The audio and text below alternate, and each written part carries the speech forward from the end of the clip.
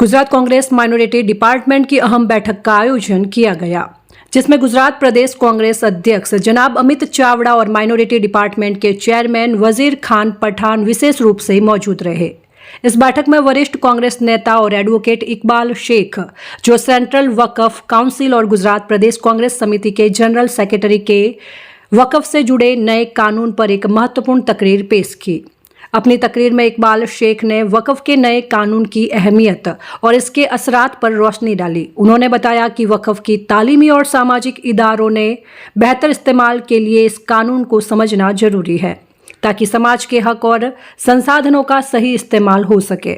बैठक में मौजूद कांग्रेस पदाधिकारियों और माइनॉरिटी समाज के प्रतिनिधियों ने इकबाल शेख साहब की तकरीर को ध्यान से सुना और कई मुद्दों पर चर्चा की। इस दौरान वक्फ से जुड़े मसलों को हल करने और आने वाले वक्त में कांग्रेस की ओर से मजबूत कदम उठाने का भी भरोसा दिलाया गया। और स्टेज पर बैठे हुए और मेरे सामने मुखातिब हुए दोस्तों, आप माइनॉरिटी से ताल्लुक रखते हैं, मुसलमानों से ताल्लुक रखते हैं, आप अच्छी तरह से जानते हैं कि इस मुल्क में आज क्या सियासी माहौल चल रहा है। आप जानते हैं कि communal agenda Bharatiya Janata party और आरएसएस के मार्फत आप पर थोपा जा रहा है। आपको मॉब लिंचिंग का शिकार बनाया जाता है, लव जिहाद के नाम से आपको पीटा जाता है, गौ हत्या के नाम से आपको पीटा जाता है, आपके खिलाफ कानून बनाए जाते हैं। ट्रिपल तलाक का कानून बनाकर आपकी शरीयत में मुदाखिलत करने की कोशिश हुई। आपके तमद्दुन को, आपकी तहजीब को, आपकी संस्कृति को मिटाने की कोशिश होती है। यूसीसी नाम का कानून, यूनिफॉर्म सिविल कोड, यानी आपकी शरीयत के कानून का खात्मा। आप मुसलमान शरीयत के कानून के बिना जिंदा नहीं रह सकते। उत्तराखंड में यूसीसी कानून का अमल करके उन्होंने दिखाया कि हम आपके शरीयत के कानून को ठोकर मारते हैं। गुजरात में उसकी कोशिश हो रही है। गुजरात में यूसीसी कानून की कमेटी बनी, उसने पूरे गुजरात का दौरा किया, लोगों से ओपिनियन लिए, लेकिन वो सिर्फ आई वॉच था। लोगों को दिखाने का था कि हमने लोगों से उनके ओपिनियन लिए, लेकिन वो आप पर आपके शरीयत के कानून को खत्म करने की एक कोशिश गुजरात में भी होने वाली है। आपके खिलाफ जिस तरह से माहौल चल रहा है, उस माहौल के खिलाफ अगर कोई डटकर खड़ा है तो वो राहुल गांधी है, वो कांग्रेस पार्टी है, जिसने इस मुल्क के सेक्युलर कैरेक्टर को, सेक्युलर आइन को बचाने की कसम खाई है, जिसने इस मुल्क में बसने वाले तमाम माइनॉरिटी के लोगों को, उनके तमद्दुन को, एग्जिस्टेंस को स्वीकार किया है और उसको प्रमोट करने की बात करती है। ये सिर्फ कांग्रेस पार्टी है। दोस्तों, आज जो अहम मसले इस मुल्क में आपके सामने है, उसमें अहम मसला जो आपके दरपेश हुआ है वो वक्फ का कानून है। वक्फ का कानून हमारी शरीयत का कानून है, शरीयत का बहुत अहम फरीजा है, और ये कानून 1916 में बना, 1927 में बना, आजाद हिंदुस्तान में 1954 में बना। 1954 का कानून पूरे मुल्क में नाफिज नहीं था। गुजरात में वक्फ का कानून नाफिज नहीं था। 1995 में एक वक्फ का कानून बनाया, उसे पूरे मुल्क में नाफिज किया, और आज वो पूरे मुल्क में यकसा तौर पर वक्फ का कानून आपके लिए नाफिज है।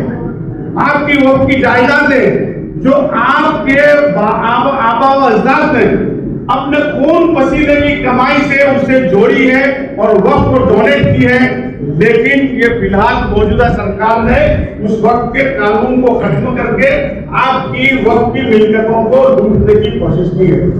एक बहुत बेहतरीन 1995 का कानून, जिसमें बहुत सारी तकलीफें थी, मुश्किलें थी, हर्डल्स थे।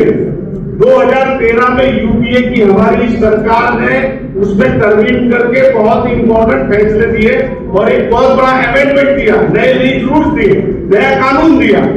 उस कानून से मुसलमानों की अपलिफ्टमेंट, उनका एम्पावरमेंट थ्रू वक्फ होने शुरू हो रहा था, लेकिन ये फिरका परस्त लोगों ने तुम्हारे इस तरक्की को बर्दाश्त न करते हुए इस कानून को खत्म करने की कोशिश की।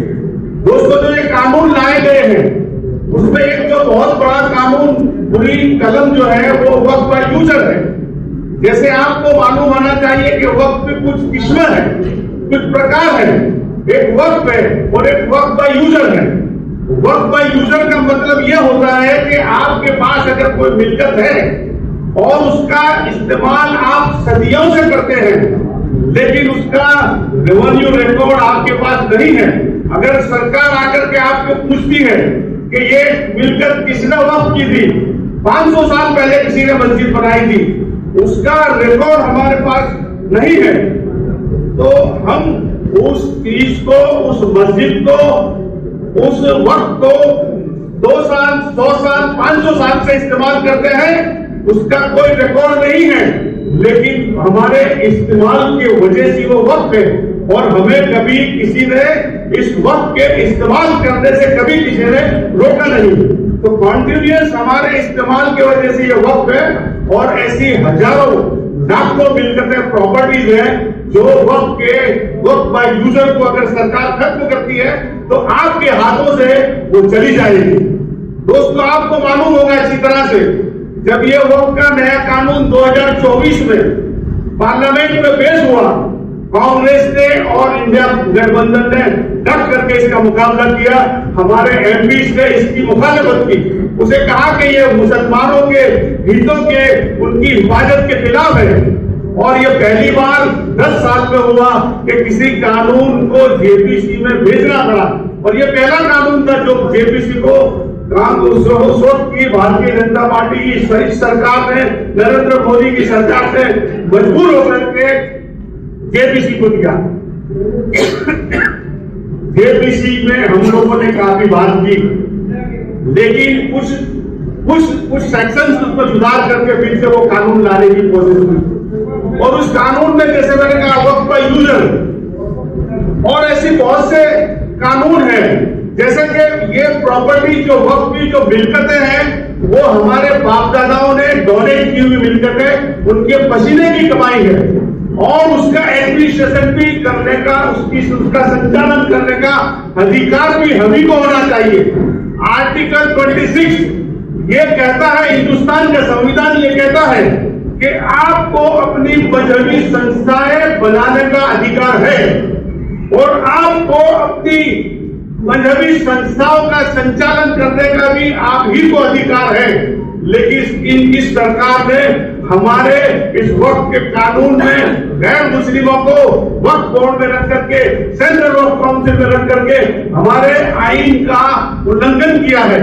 हम ये चाहते हैं कि ये हमारी प्रॉपर्टी है, इसमें हमी को रखा जाए, उसका फैसला भी हमी करेंगे। हमने किसी सरकार की मिल्कियत पर हक नहीं जताया है। तो दोस्तों, इस तरह से जो कानून बना है वो आपके माइनॉरिटी के खिलाफ है और जो फैसला इंटरिम आया है, ये इंटरिम है, कल बदला भी जा सकता है। उसमें पहले इस कानून में ये था कि अगर कोई प्रॉपर्टी, वो अगर कोई आकर के ये कहे कि ये प्रॉपर्टी गवर्नमेंट प्रॉपर्टी है, ये भले वक्त के नाम से इस्तेमाल करते हैं, लेकिन ये प्रॉपर्टी वक्त है, तो 3C में, वक्त एक्ट में 3C में ये कहा गया कि एक कलेक्टर से अबव का डेजिग्नेटेड ऑफिसर के तो अपॉइंट किया जाएगा और वो ऐसी कोई एप्लीकेशन आएगी तो जिस दिन वो एप्लीकेशन वो डेजिग्नेटेड ऑफिसर के पास आएगी, उसी दिन से वो प्रॉपर्टी वक्त से निकल जाएगी।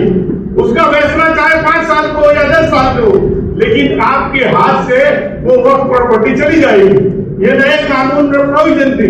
सुप्रीम कोर्ट का एहसान है कि उसने सिर्फ इसमें ये कहा कि उसको नेचुरल जस्टिस का अधिकार है। लोगों को एप्लीकेशन आती है, कोई रेज करता है सवाल, ये सरकारी लैंड है, वक्त नहीं है, तो उनको सुनो, उनको मौका दो, उसके बाद उस पर आप सरकार का हक जताओ।